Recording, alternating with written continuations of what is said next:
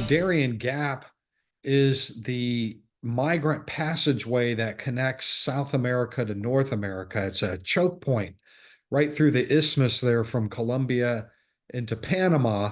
And in decades past, maybe 5,000 a year might go through immigrants on their way to the United States, always less than 10,000. But when the Biden-Harris administration took office in 2020 and implemented these open borders policies, the entire world decided to flow through there. And so within the first year, they had 133,000 cross through there 2021. And, compared to what, 5,000 in any normal year for decades, that's like huge. But then the next year it went to 250,000. And the year after that, 350,000. And last year, 550,000 through there. So that gives you an idea of the scope. Why do we care about the Darien Gap? Well, A, those kind of numbers, but B, it's very richly multinational, this particular traffic. They're coming from 170 other countries, every nation on the continent of Africa, throughout the Middle East. And so we've had these record-breaking numbers of, for example, people who are already on the FBI's terrorism watch list actually reach our border. Well, guess where the majority of them came through the choke point. So the Darien Gap is a very significant spigot for U.S. national security, extremely important to U.S. Public safety, because most of the people coming through there, we can't check for criminal history. So, we have no idea who we're getting from all around the world and coming into the country. And so I went down there because the Panamanian people voted into office a new president who vowed to close it down for the first time, like ever. We had a Panamanian president who says enough is enough.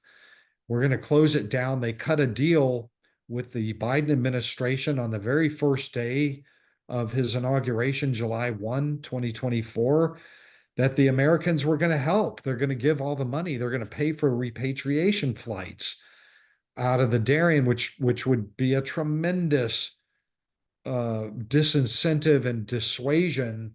Maybe people would stay home if they knew that after traveling days through the jungle, they were just going to get deported. So I went down to see how all that was going. I spent a week on the Colombian side, and I spent another week on the Panamanian side to kind of see what was happening. And the paper that you're referring to, of course, is very elaborate and detailed about what I found.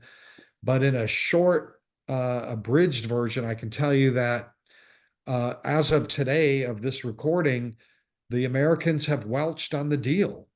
They're not providing the cash that the Panamanians need, that they say is sufficient to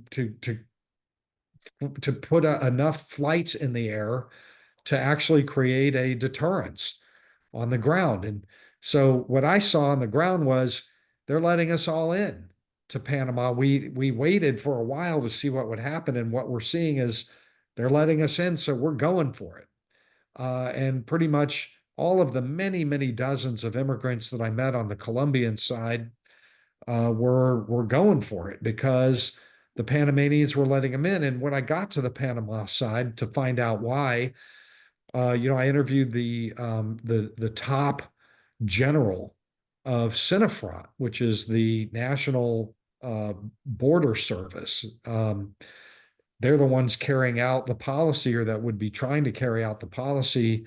And the general told me that, we just have to let everybody in because we can't do the repatriations. They welched, and the president of Panama has been going public, holding press conferences. Not that anybody in the United States would dare quote him, the president of the top guy of a sovereign allied nation like Panama, saying, "Where's the cash that you promised?"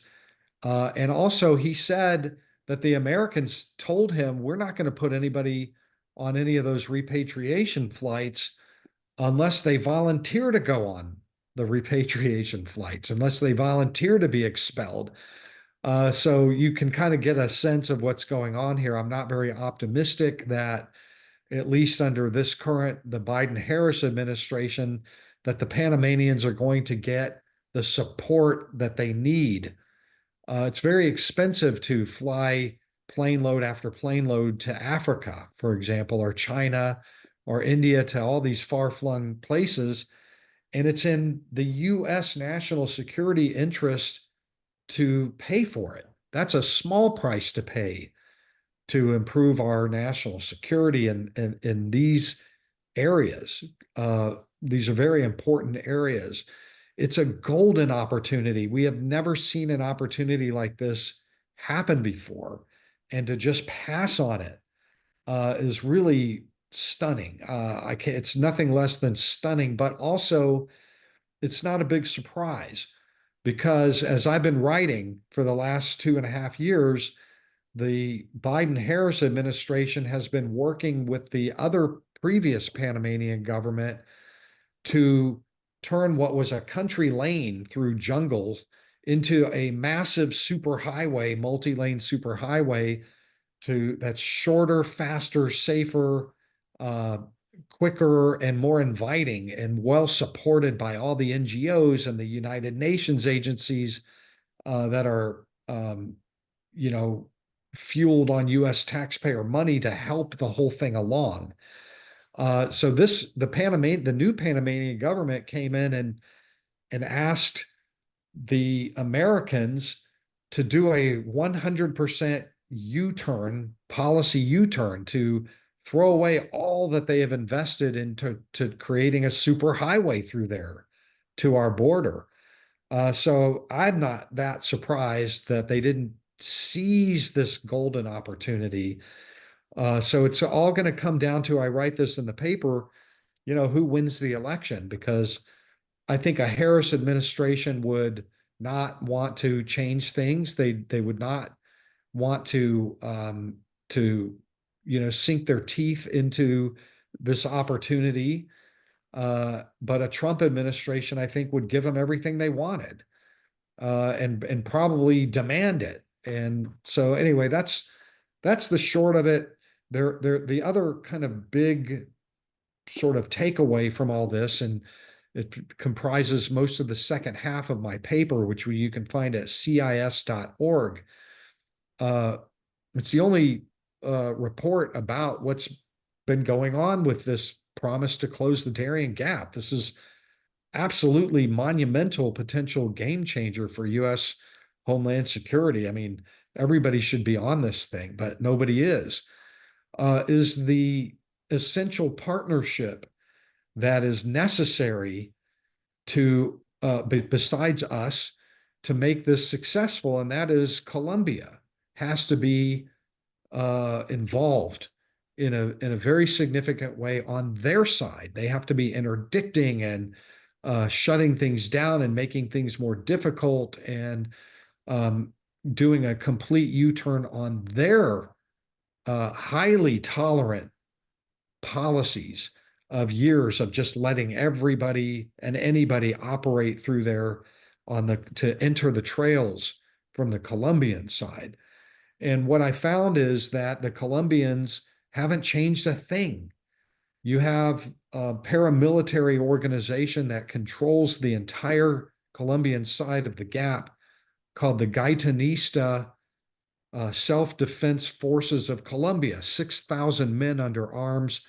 They do all the cocaine trafficking into our country, but with 1 million and 2 million immigrants, they're cashing in on that in a big way, and they control all of the movement.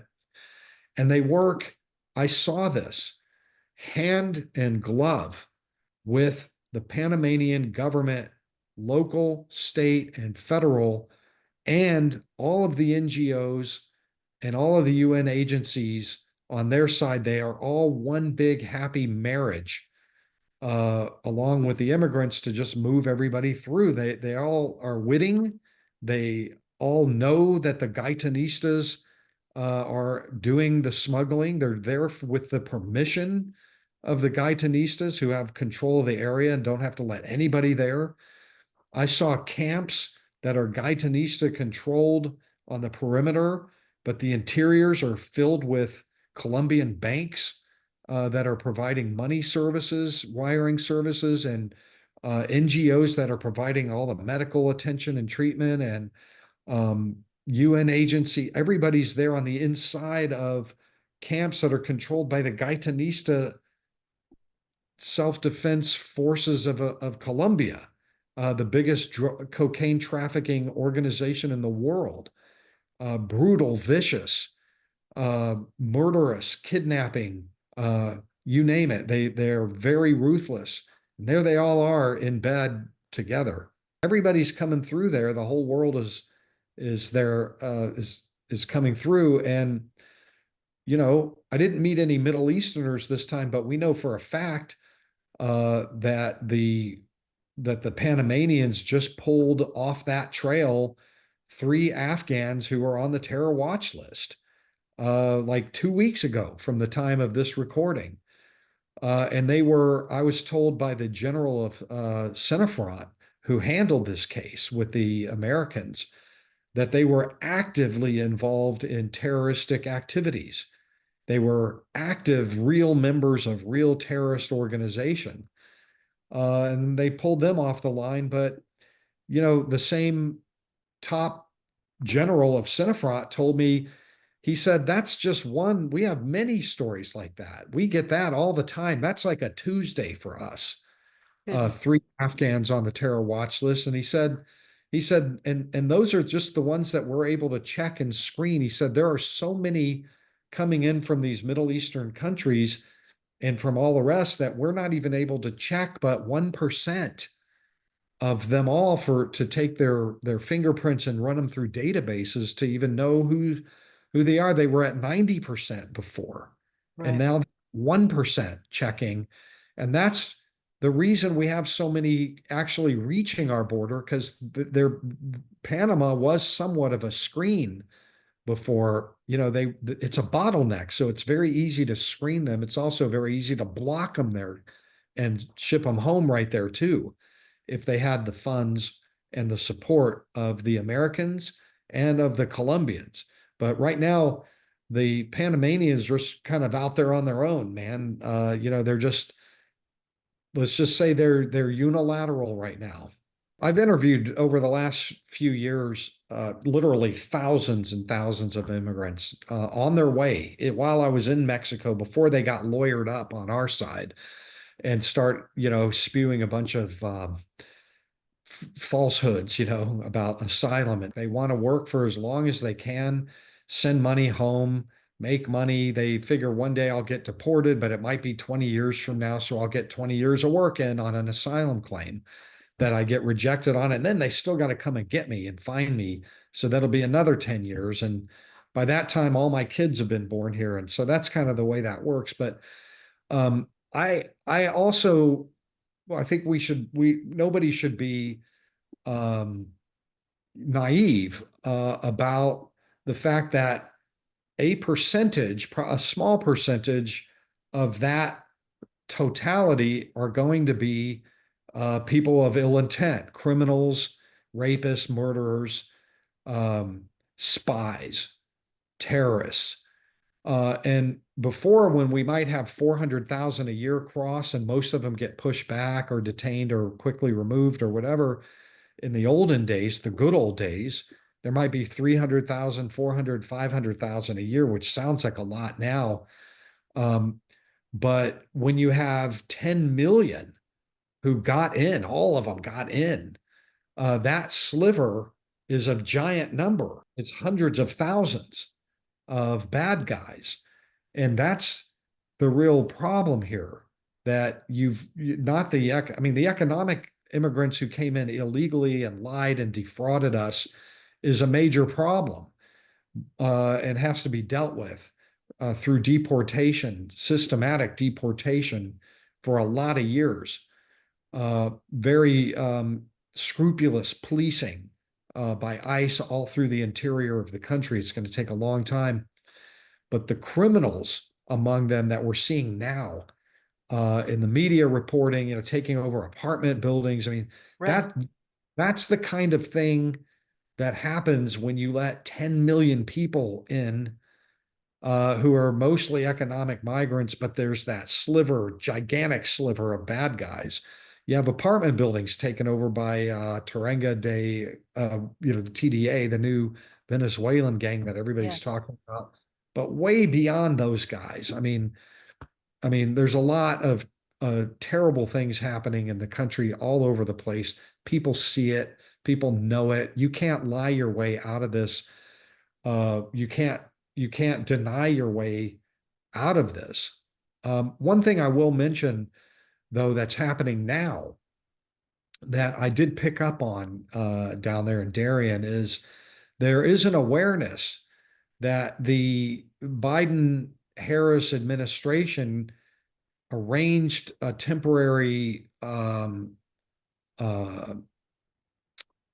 I want to say a Gaza Strip down in the southern part of Mexico, where they are rounding up immigrants on our northern border who were going to cross illegally, and they're shipping them down there and hemming them in behind militarized roadblocks and not letting them through just until we all think it's just until November 5th, so that they can claim, well, what border crisis, they're not crossing anymore, but we sure need that legislation to stop this. Never mind that we just cut a deal with Mexico and they largely slowed it down to a trickle. There is an awareness down there, people coming in that they're going to get blocked up, gummed up a little bit in southern Mexico, for at least another couple months. But all the ones I met were like, "Yeah, so what? We can wait. We can You wait. know, we can wait." And I think everybody understands that this is an election thing. And it is an election thing. I mean, there's no question at all that we got the Mexicans to shut it down for us so that it doesn't look bad on Fox News drone footage. General lawlessness and criminality, for one. And I mean, uh, child molesters, rapists, um, gangs, armed gangs that are absolutely ruthless and know how to be ruthless in their home countries because they're allowed to, very often, but the pickings are much richer here. That's why they came. And then, secondly, I worry greatly about the threat of Islamic jihadist infiltration over that border. I've been writing a lot, story after story, piece after piece after piece, new cases coming up all the time. Um, you know, mistaken releases at the border of people who are on the watch list.